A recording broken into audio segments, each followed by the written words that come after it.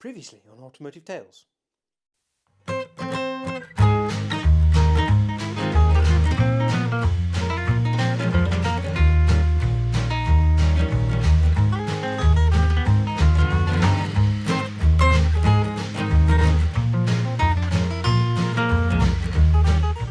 Well, would you believe that?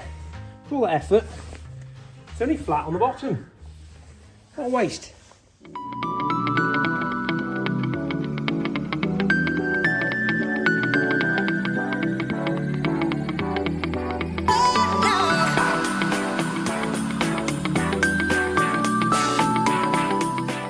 So as you can see, continuity is once again terrible on this channel, and as you can also see, I am sitting in the transit. So the reason I'm out in my Fords is to drop off the wheels for the Rolls-Royce. So the flat tyre on the rear left and the spare were both put in here after they were ice blasted by Tom, the blastsmith. And I'm going to get 2 new tyres on, so I can put 1 new tyre on the rear left, jack the rear right up, take that off and make that the spare, and the spare that's having its new tyre on is going to go on the rear right, because they're all the same wheel, it's just one's been hanging under the car for the last 20 odd years. So yeah, so mix it about a little bit. So I've got to come back in a couple of hours, but drop those off at a place called NH Motor Services over here. Not NH Performance as it is on Black Circles, but luckily one is here, just literally the next units across, or 1 unit in between. So they're going to get those done. They will be ready in an hour. A few moments later. Okay, so continuity continues to be terrible. We're about 2 or 3 days down the line. It has dropped a few degrees, so the scarf is on as well as my trusty beanie hat. But the important thing is, tyres are back. So you'll notice there are 3 tyres in the back of Le Transit. That's because this is the tyre that had died, except it hadn't really died. It was actually an inner tube on this wheel that had failed. So the tyre is okay, we've checked it all over, it looks to be good. I'm still a little concerned that it was sat flat for quite a long time on what is quite a heavy car, the Rolls-Royce being sort of 2.7 tonnes, that it might have damaged the sidewall, but we'll keep that as a spare. The most important thing is I've got 2 nice new white sidewall tyres, which might not look very white at the moment, they're actually blue, this is how they come, but first wash we'll see that blue come off and we'll have a nice lovely white sidewall. So just a reminder, the reason I've done it this way around is I could no longer get the same tyre that's on the car. I had all 4 replaced when I bought the Rolls-Royce. They are still available, but they appear to be on back order.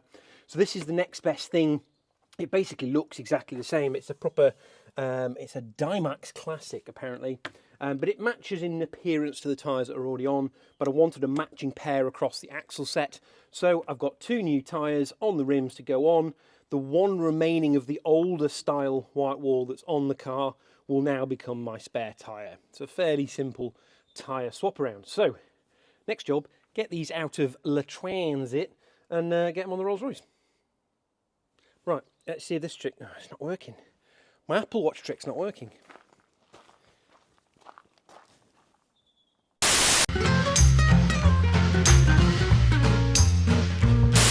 Right here, well, we are back inside the barn. I can remove my Waitrose bag, which has been protecting this from getting covered in dirt and grime.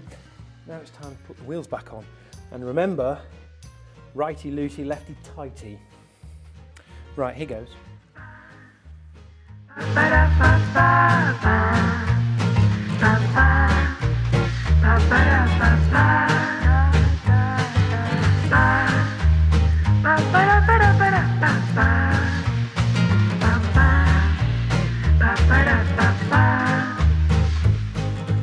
Okay, so the wheel is on. What's really interesting, I hadn't noticed when I was taking the wheel nuts off, is they're actually made of brass, which is a bit unusual. Not entirely sure why that is, but that probably explains why they quite carefully insist on, well, it's actually a torque range, 61 to 68 Newton meters on these, and it is quoted primarily in Newton meters, which I thought was quite unusual, with the pound feet in brackets, given this is a car from 81. And it is a slightly odd size. They're a 21 mil. They're probably an imperial equivalent, but 21 is a very snug fit. So I'm going to torque these up the wrong way, obviously. But first, as per the instructions, I am to nip these tight with the Tommy bar and then lower it to the ground, not entirely, but enough so that, which way around is it, that way? Enough so that the bottom of the tyre is touching the ground, so that will hold the tyre for when we start torquing it.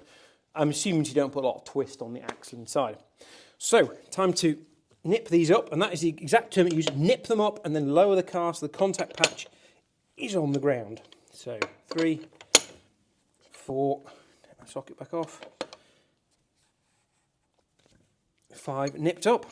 Right, time to lower it and torque it. Talk amongst yourselves. Interestingly enough, I used a Waitrose bag to cover the hub, but these are actually M&S tyres.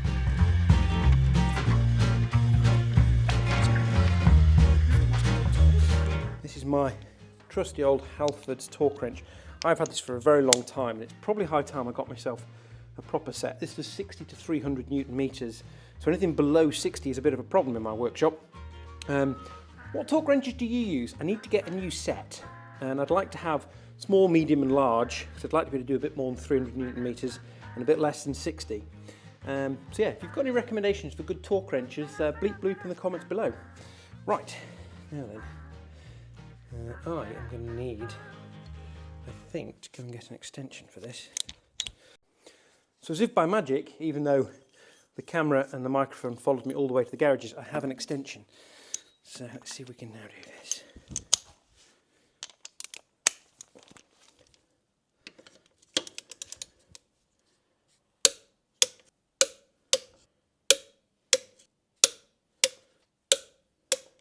Right, wheel torqued, time to get it back on the ground.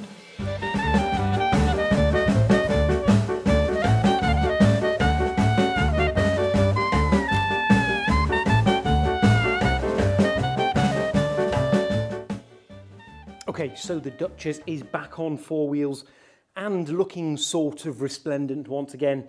I do now need to do the other side, but as you can probably see in the background, well, there's actually a sofa you can't see down the other side there. So I am going to have to get the car out, which means lots of moving cars around on the driveway. So you'll see me back in here in a minute where hopefully the car will be facing the other way and we can get to the other side. So I want to do it in the middle bit here where it's nice and level.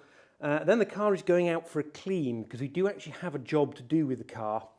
Not a particularly pleasant job, unfortunately. We are going to be doing a funeral in the car next week, which is actually what it started out life as. Well, it was a private car initially, then it was sold into the funeral service. Then it went to a chap who was a police officer in Bradford before it came here to me. So it sort of seems fitting, even if it is a little bit sad. Right, time to get the car moved around, get this wheel sorted, and get it all cleaned and tidied. Okay, and just like that, the car is turned around after moving about 6 vehicles out there. So the next job is to get this wheel off. This is a proper lefty-loosey, righty-tighty wheel because it's on this side of the car. Interestingly, there's some gaffer tape on the inside of the wheel here, just where the mounts are for the hubcap. Presumably the hubcap used to rattle ever so slightly, so this has been put on to make it be quiet, which is quite an interesting little solution. Notice there's lots of weights, as there was on the wheel that came off the other side, on the outside here. Now interestingly, when they balanced up the new tyres, they used quite a lot less weights on the tyres than were on originally.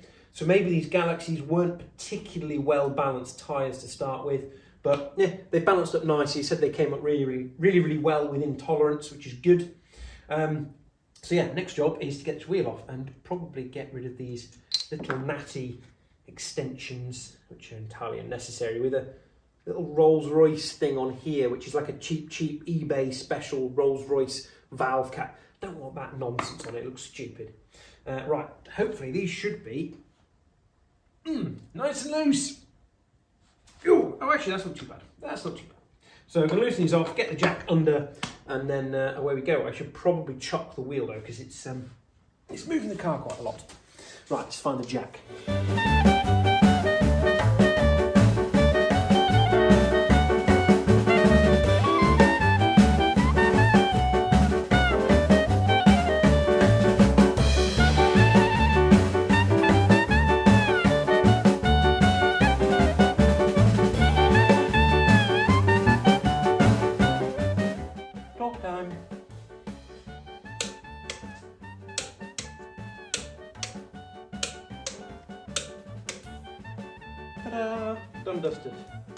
Nice new white walls ready to go on. All I've got to do now, move the car out and put the spare wheel, that's over here, back under the back.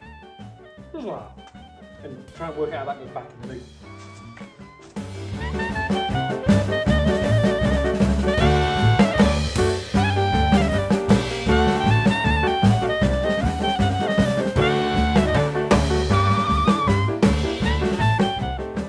Okay, and just like that, the car is back on the ground, both wheels are changed, wheel trim's back on, spare wheel is back in underneath.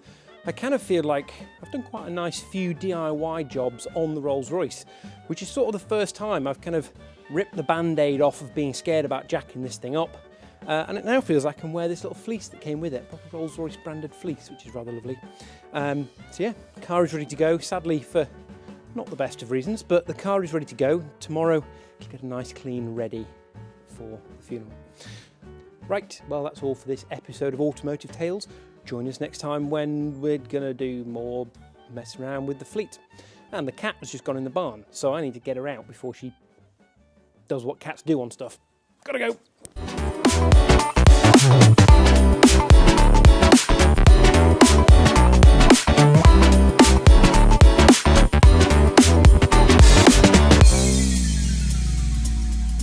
Don't forget to like, comment, share, and subscribe.